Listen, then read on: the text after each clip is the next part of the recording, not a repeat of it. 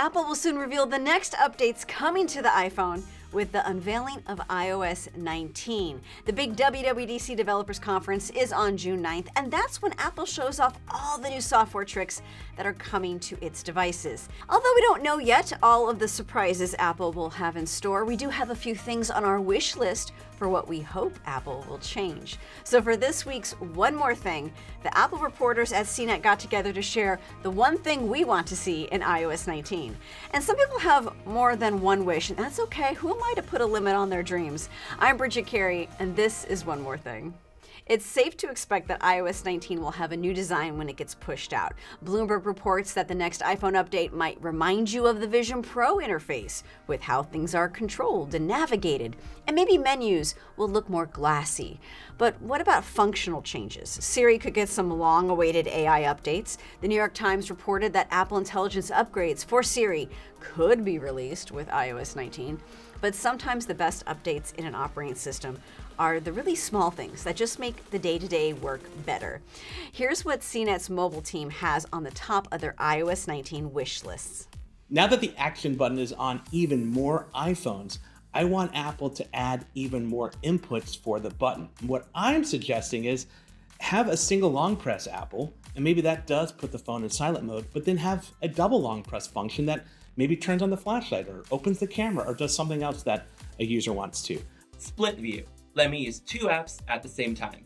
I should be able to use my calculator and my notepad app side by side. I'd like to see a clipboard manager, one that has a history of all the things I've copied in the last hour, in the last day, in the last week, even in the last month. I'm really glad that Apple added RCS messaging with iOS 18, but I'm still bitter that texts from Android users still show up as green instead of blue.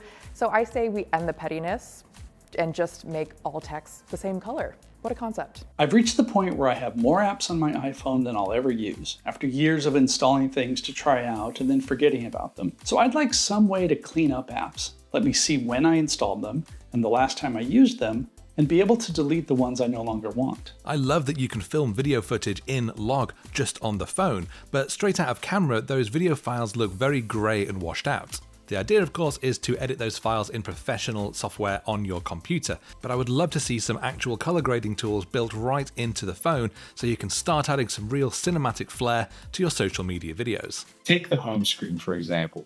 You can put your apps anywhere on the screen, but as long as they're within the grid, as long as they're in the little boxes all over, I'd really like for Apple to let us place the apps just wherever. And for the control center, I really like it, but I wish that the scroll bar on the side was moved somewhere else. Because every time I open it up by pulling down on the right corner of my screen, I always hit another page and it always takes me right to it. And that's just not helpful to me.